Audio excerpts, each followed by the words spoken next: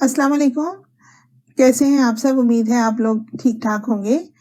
Efficiency and discipline rules 1973, आज का ये हमारा टॉपिक है और आज हम यही डिस्कस करेंगे।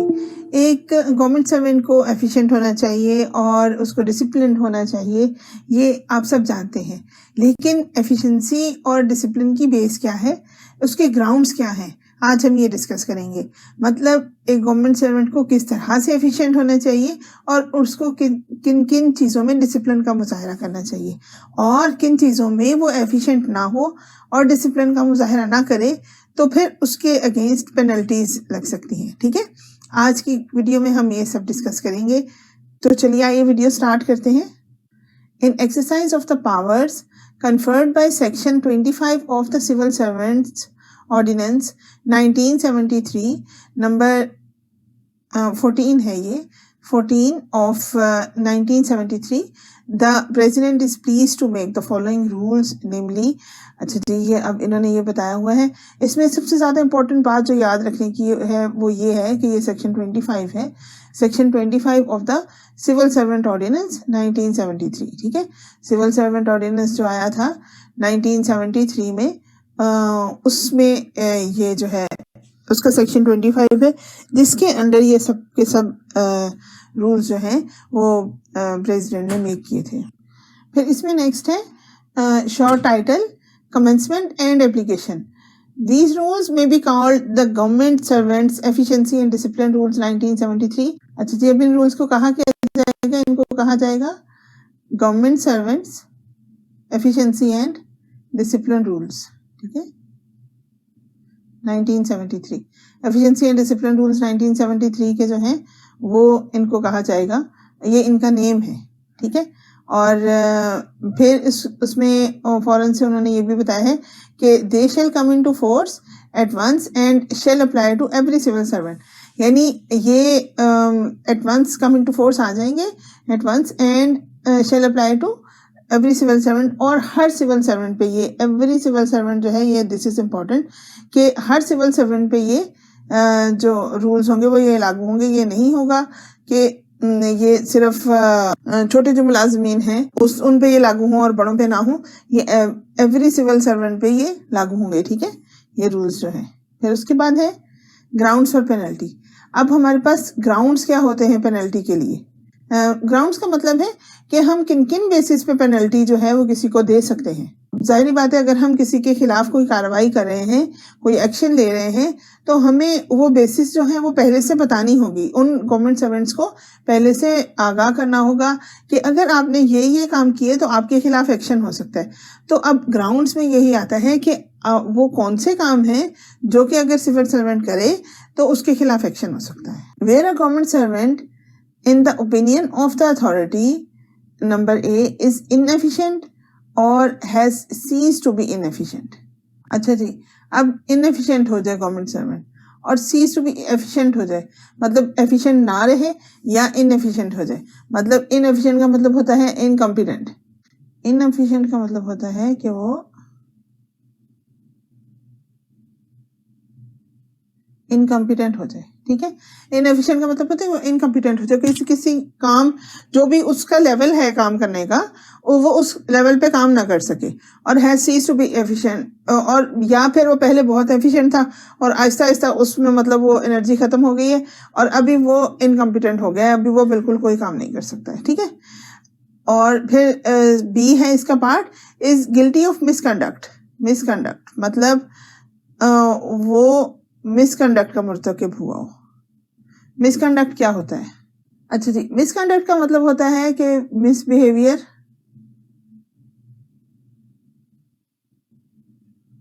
या फिर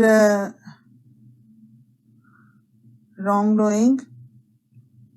ठीक है, मिसबिहेवियर, कोई बंदा मिसबिहेव करे, कोई बंदा मतलब कोई रॉन्ग डूइंग करे, कोई गलत काम करे, कोई वो उसका गिल्टी हो जाए, मतलब वो मिसकंडक्ट करे, मतलब मिसबिहेव करे या कोई उससे गलत काम करे और वो उसका गिल्टी हो, वो मतलब वो काम उससे हुआ हो, सिर्फ इल्जाम ना लगाओ, वो उससे काम हुआ हो, तो तब भी उसको पेनल्टी मिल सकती है। सी है इज करप्ट और मे रीजनेबली बी कंसिडर्ड करप्ट। ठीक है। अब सी जो है वो करप्ट है, मतलब वो करप्ट हो गया हो। अब करप्ट कौन होता है? और मे रीजनेबली भी कंसिडर्ड करप्ट, या फिर रीजनेबली करप्ट समझा जा सकता हो। मतलब एक तो बंदा करप्ट हो जाता है ना, और एक करप्ट उसको कहा जा सकता है, ठीक है, और वो रीजनेबली है, मतलब उसके पीछे कोई सॉलिड रीजंस मौजूद है कि हम उसको करप्ट कह रहे हैं, ऐसे ही करप्ट नहीं कह रहे हैं, ठीक है। तो अब देखते हैं कि वो कौन से ग्राउंड्स हैं। नंबर 1 है, अब उसको करप्ट क्यों समझा जा सकता है, कैसे समझा जा सकता है? He is any of his dependents or any other person through him or on his behalf is in possession. अच्छा, वो खुद हो मतलब he is, या any of his dependents हो, उसके जितने भी उसके डिपेंडेंट्स हैं। अब डिपेंडेंट्स में कौन कौन आ जाते हैं? डिपेंडेंट्स में उसकी वाइफ आ जाती हैं, और हमारे पास उसके चिल्ड्रन आ जाते हैं, और हमारे पास उसके पेरेंट्स भी आ सकते हैं, और हमारे पास उसके, अगर उसने डिक्लेयर किए हुए हैं तो माइनर ब्रदर्स एंड सिस्टर्स भी आ सकते हैं। अब अगर उसने डिक्लेयर किया हुआ है तो माइनर ब्रदर्स एंड सिस्टर्स भी डिपेंडेंट में आ सकते हैं, उसके पेरेंट्स भी डिपेंडेंट में आ सकते हैं, ठीक है। He is or any of his dependents or any other person through him or on his behalf is in possession for which he can not reasonably account for pecuniary resources or of property disproportionate to his known sources of income, ठीक है। अब उसके पास हो, या उसके किसी dependent के पास हो, या फिर किसी और एनी अदर पर्सन, या फिर एनी अदर पर्सन, यहाँ पर ये देखिए लिखा हुआ है एनी अदर पर्सन, या फिर किसी भी और बंदे के पास हो जिसने उसके थ्रू ली हुई हो वो चीजें, ठीक है, उसके थ्रू लिया हो और उसके बिहाफ पे लिया हो, ठीक है, या उसके थ्रू लिया हो या उसके बिहाफ पे लिया हो, इन पोजेशन, वो उसके पोजेशन में हो, for which he can not reasonably account, ऐसी पोजेशंस हो जिनका वो जवाब नहीं दे सकता हो उसके पास, ऑफ पिक्यूनियरी रिसोर्सेज। पिक्यूनियरी रिसोर्सेज कौन सी होती हैं? पिक्यूनियरी रिसोर्सेज होती हैं फाइनेंशियल रिसोर्सेज, पिक्यूनियरी रिसोर्सेज होती हैं फाइनेंशियल रिसोर्सेज, ठीक है, फाइनेंशियल रिसोर्सेज। तो फाइनेंशियल रिसोर्सेज जो हैं उसकी, और of property disproportionate to his known sources of income, ठीक है, या फिर उसके पास प्रॉपर्टी इतनी आ जाए कि जो कि उसकी नॉन इनकम जो है, मतलब नॉन इनकम तो अब गवर्नमेंट सर्वेंट की नॉन इनकम सबको पता होती है कि उसके जो इनकम जा रही है, उसके घर पैसे जा रहे हैं वो कितने होते हैं, ठीक है। अब ये तो ग्रेड वाइज होता है और हर ग्रेड की कितनी तनख्वाह बनती है, तो ये कोई भी गवर्नमेंट सर्वेंट जो कि इसको जानता है, अकाउंट्स को या पे के मैटर्स को जो जानता है, वो हर गवर्नमेंट सर्वेंट की पे बता सकता है कि इस गवर्नमेंट सर्वेंट की कितनी तनख्वाह होगी। तो अभी हम ये सब जानते हैं कि जितनी भी उसके फाइनेंशियल रिसोर्सेज हैं तो वो कितने हैं। अब अगर उसकी जो नॉन सोर्सेज हैं, जो उसकी प्रॉपर्टी है वो उससे बढ़ जाए, या इसके जो फाइनेंशियल जो मैटर्स हैं उसके पोजेशन में इस तरह की चीजें आ जाएं, मतलब वो जिनकी जवाबदेही ठीक तौर पर ना कर सकता हो कि मेरे पास ये चीज आई है तो इसके लिए मेरे पास पैसे कहाँ से आए हैं, ठीक है, वो उनको ना बता सकता हो, तो उसको भी हम करप्ट मान सकते हैं। फिर सेकंड है, he has assumed a style of living beyond his ostensible means, मतलब उसका लिविंग स्टाइल जो हो वो उसके ऑस्टेंसिबल मीन्स से बाहर निकल जाए, ठीक है। अब उसके पास पैसे जा रहे हैं घर में 50,000 और उसका जो लिविंग स्टाइल है वो 5 लाख वाला है, तो ऑब्वियसली जो उसके ऑस्टेंसिबल मीन्स हैं उनसे वो उसका जो स्टाइल ऑफ लिविंग है वो बाहर निकल गया है। ऑस्टेंसिबल का मतलब होता है कि मतलब जो उसके अपेरेंट मीन्स हैं, नॉन मीन्स हैं, जो सबको पता है, ठीक है। अच्छा, he has persistent reputation of being corrupt.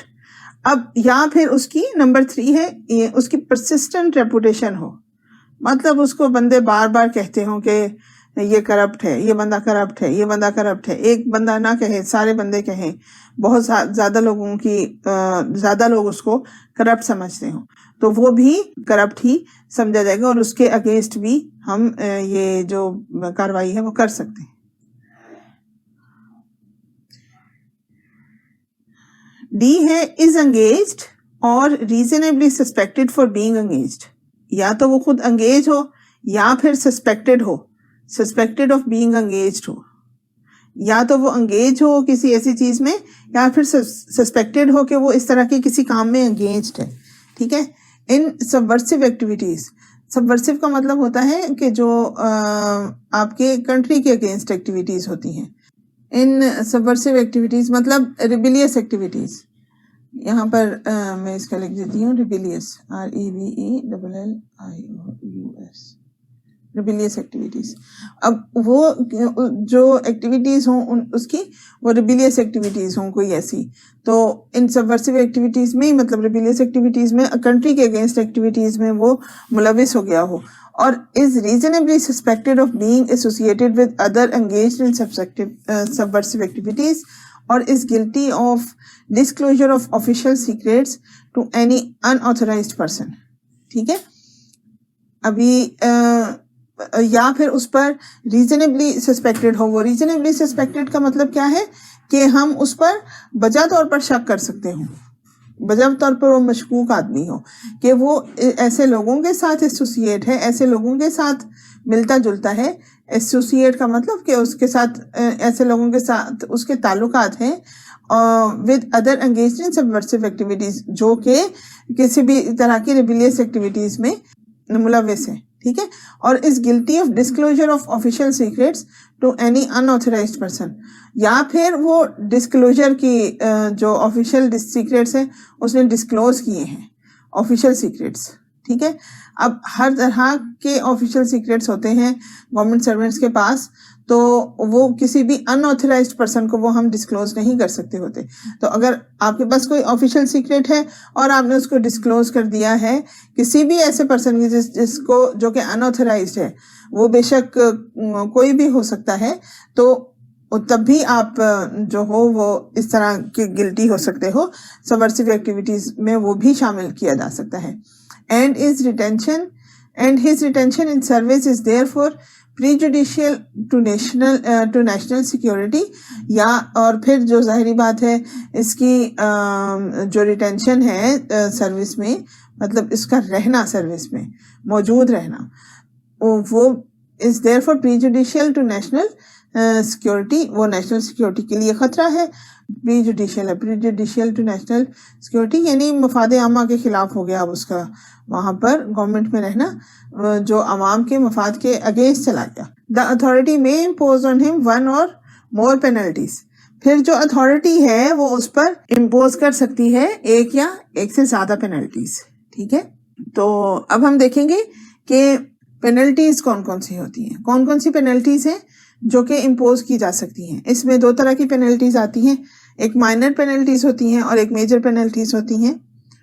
पहले हम माइनर पेनल्टीज को डिस्कस करते हैं। ये देखिए ये माइनर पेनल्टीज है।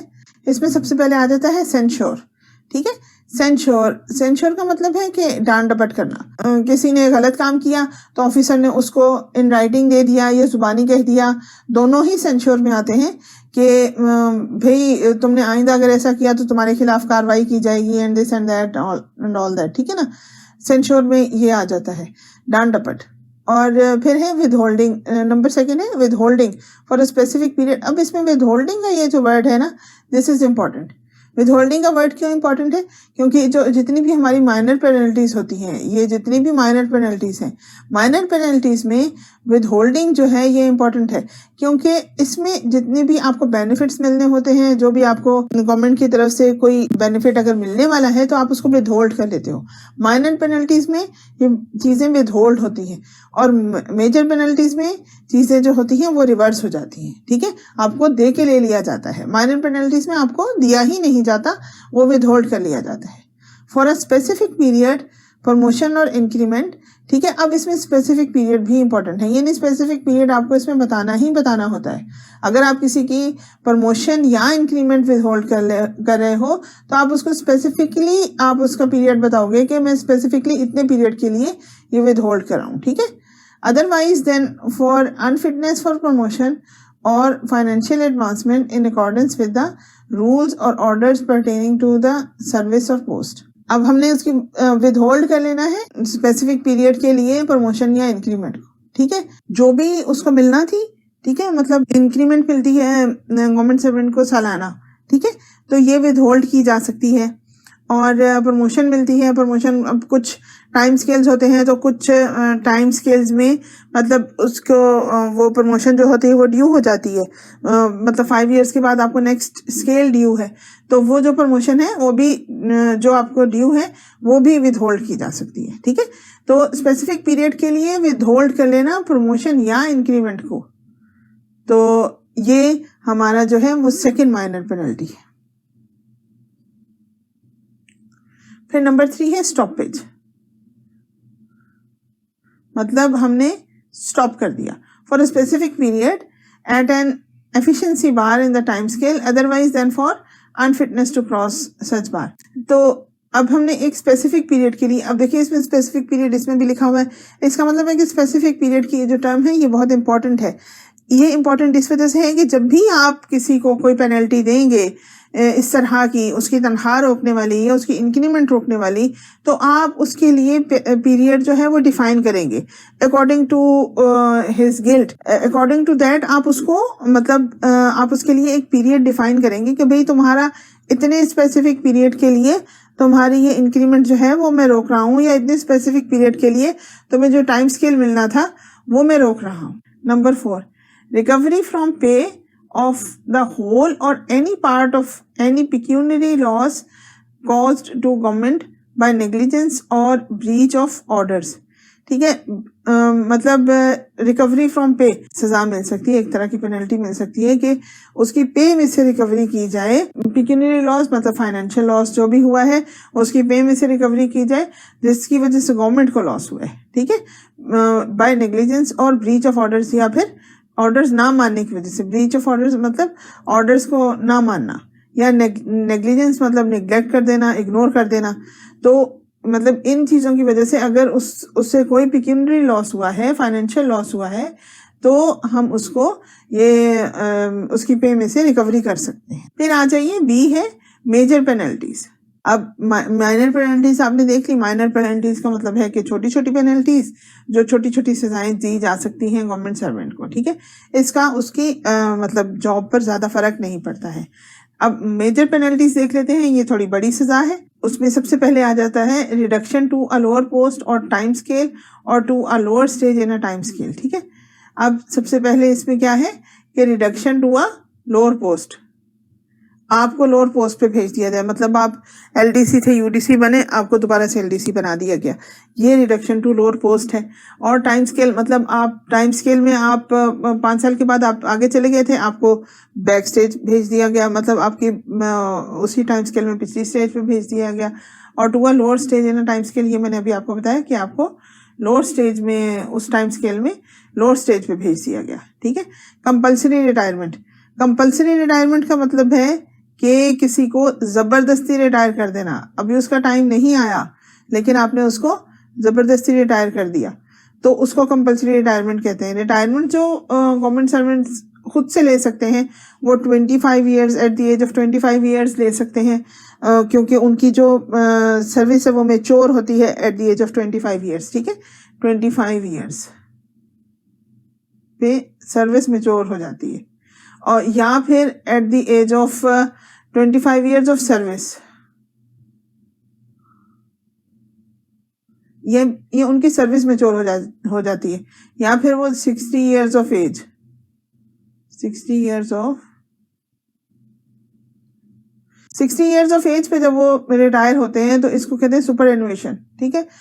आपकी एज पूरी हो गई है, इसके बाद आप जो है वो सर्विस नहीं कर सकते हैं, तो आपको इस एज में 60 years, at the age of 60 आपको रिटायर होना ही होना होता है। या फिर 25 ईयर्स ऑफ सर्विस हो, मतलब 25 साल हो सर्विस के, तो फिर आपकी सर्विस मैच्योर हो जाती है, उसके बाद आप चाहें तो आप रिटायर हो सकते हैं। लेकिन ये कंपल्सरी रिटायरमेंट का मतलब है कि ये भी नहीं हुआ और ये भी नहीं हुआ, ना 60 ईयर्स ऑफ एज हुई, ना 25 ईयर्स ऑफ सर्विस देखे गए, आपको जहां है जैसे है कि बुनियाद पे आपको रिटायर कर दिया गया, इसको कहते हैं कंपल्सरी रिटायरमेंट, यानी जबरदस्ती आपको रिटायर कर दिया गया। फिर उसके बाद है नंबर 3 है removal from service. Removal from service and dismissal from service, इन दोनों में ही सर्विस से निकाल दिया जाता है। ठीक है, removal from service and dismissal from service, इन दोनों में ही सर्विस से निकाल दिया जाता है। मतलब रिमूवल फ्रॉम सर्विस में भी सर्विस से निकाल दिया जाता है, डिसमिसल फ्रॉम सर्विस में भी सर्विस से निकाल दिया जाता है, दोनों में ही नहीं रखा जाता सर्विस में। लेकिन इन दोनों में फर्क क्या है ये आगे देखते हैं।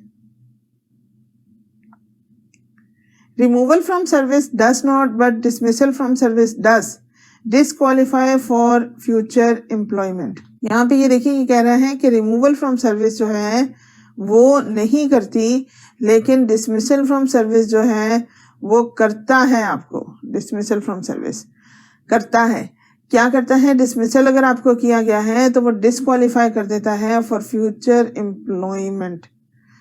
आप कहीं पर भी और जाकर भी भर्ती नहीं हो सकते अगर आपको डिसमिस किया गया है। अगर आपको रिमूव किया गया है सर्विस से तो आपके लिए बाकी दरवाजे खुले हैं। आपका मतलब ऑफिस में आपको प्रॉब्लम था, ऑफिस वालों ने कहा कि मतलब जाओ भाई तुम कहीं और जाके जहां मर्जी नौकरी करो, हम तुम्हें नहीं पूछते, लेकिन तुम यहाँ पर जॉब मत करो, यहाँ इस ऑफिस से चले जाओ। ठीक है, तो और जो तुमने कर दिया सो कर दिया, और हमारा तुम्हारा मतलब हिसाब खत्म हो गया। अभी तुम जाओ, तुम कहीं और जाके जहां मर्जी जॉब करो, तुम कर सकते हो, लेकिन अभी यहाँ पर इस ऑफिस में मजीद जॉब नहीं कर सकते हो। तो ये क्या हो गया? ये रिमूवल फ्रॉम सर्विस हो गया। अभी डिसमिसल फ्रॉम सर्विस क्या हो गया? वो आपको फ्यूचर एम्प्लॉयमेंट भी नहीं, यानी आपको गवर्नमेंट सर्विस से ही ब्लैक लिस्ट कर देता है। डिसक्वालीफाई फ्रॉम फ्यूचर एम्प्लॉयमेंट मतलब आपको गवर्नमेंट सर्विस से ही ब्लैक लिस्ट कर देता है। ना तुम यहाँ पर जॉब करोगे, ना तुम कहीं और जॉब करने के काबिल हो। तो ये क्या हो गया? ये डिसमिसल फ्रॉम सर्विस हो गया। ठीक, अच्छा, फिर नंबर 3 है, इन दिस रूल रिमूवल और dismissal from service does not include the discharge of a person. अब इस रूल में जो रिमूवल है या डिसमिसल फ्रॉम सर्विस है, ये इन बंदों के लिए ये लागू नहीं होता। ठीक है, यानी इन लोगों को आप डिसमिस या रिमूव नहीं कर सकते सर्विस से। इसमें कौन कौन आता है? नंबर ए है appointed on probation during the period of probation or in accordance with the probation or training rules applicable to him. ठीक है, मतलब वो बंदा अपॉइंट हुआ हो प्रोबेशन पे, मतलब वो बंदा अभी अपॉइंट हुआ है और प्रोबेशन पे, उसको पता ही नहीं है कि रूल्स रेगुलेशंस क्या होते हैं, तो फिर आप उसको सर्विस से नहीं निकाल सकते हो या उसको डिसमिस नहीं कर सकते हो सर्विस से during the period of probation. जब तक उसका प्रोबेशन पीरियड खत्म नहीं होता आप उसको ये सजाएं नहीं दे सकते। मतलब आप ऑब्वियसली आप सर्विस से उसको निकाल सकते हो, आप उसको नौकरी पर मजीद ना रखें, लेकिन आप उसको रिमूवल फ्रॉम सर्विस की या डिसमिसल फ्रॉम सर्विस की सजा नहीं दे सकते। ठीक है, फिर बी पार्ट है appointed otherwise than under a contract to hold a temporary appointment on the expiration of a period of appointment. अच्छा, बी में ये लिखा हुआ है कि आपने किसी बंदे को अपॉइंट किया और उसका जो पीरियड था वो एक्सपायर हो गया है, पीरियड उसका खत्म हो गया है। अब वो पीरियड खत्म होने के बाद भी वो अगर जॉब कर रहा है, आपने उसको टेम्परेरीली अपॉइंट किया था, लेकिन वो पीरियड खत्म होने के बाद भी वो अगर वो जॉब कर रहा है तो उस पीरियड के दौरान, मतलब जो एक्सटेंडेड उसका पीरियड है जिसमें वो जॉब कर रहा है, जिसमें उसका अपॉइंटमेंट खत्म हो गई थी, तो अब जो एक्सटेंडेड पीरियड है उसका, उस पीरियड के दौरान आप उसको मतलब ये वाली सजाएं नहीं दे सकते, रिमूवल फ्रॉम सर्विस की या disqualify from for future employment की। ये सजा आप उसको उस पीरियड के दौरान नहीं दे सकते। फिर है सी है engaged under a contract in accordance with the terms of the contract. मतलब इसमें अगर हम किसी को कॉन्ट्रैक्ट पे रखते हैं तो ये वर्ड बहुत इंपॉर्टेंट है टर्म्स का। ठीक है, कि हमने उसको accordance with the terms of contract उसको लेना है। ठीक, मतलब अगर हम किसी को कॉन्ट्रैक्ट पे रखते हैं तो हम टर्म्स एंड कंडीशंस पहले से डिफाइन करते हैं कि भाई इन टर्म्स एंड कंडीशंस पे हमारा तुम्हारे साथ कॉन्ट्रैक्ट है, इतने साल का, ये इतने मंथ्स का, ये इतने दिनों का, तो हमारा तुम्हारे साथ ये कॉन्ट्रैक्ट है और हम उसको उस कॉन्ट्रैक्ट के मुताबिक ही उसको सजा दे सकते हैं, उसको कोई पेनल्टी दे सकते हैं, अदरवाइज हम उसको कोई पेनल्टी नहीं दे सकते हैं। ठीक है, तो ये तो थी हमारी आज की वीडियो जिसमें मैंने आपके साथ ये सब डिस्कस किया कि एफिशिएंसी एंड डिसिप्लिन रूल्स क्या होते हैं और ग्राउंड्स फॉर पेनल्टीज क्या होते हैं, किन किन ग्राउंड्स पे पेनल्टीज दी जा सकती हैं, और फिर मेजर पेनल्टीज कौन सी होती हैं और माइनर पेनल्टीज कौन सी होती हैं, और उसमें बेसिक डिफरेंस क्या होता है, ये भी मैंने आपके साथ डिस्कस किया। तो ये आज मैंने आपसे ये सारा डिस्कस किया। उम्मीद है आपको मेरी वीडियो अच्छी लगी होगी। अगर आपको मेरी वीडियो अच्छी लगे तो काइंडली वीडियो को लाइक कीजिएगा और मेरे चैनल को सब्सक्राइब कीजिएगा। Thank you so very much. आपके टाइम का बहुत बहुत शुक्रिया। अल्लाह हाफिज़।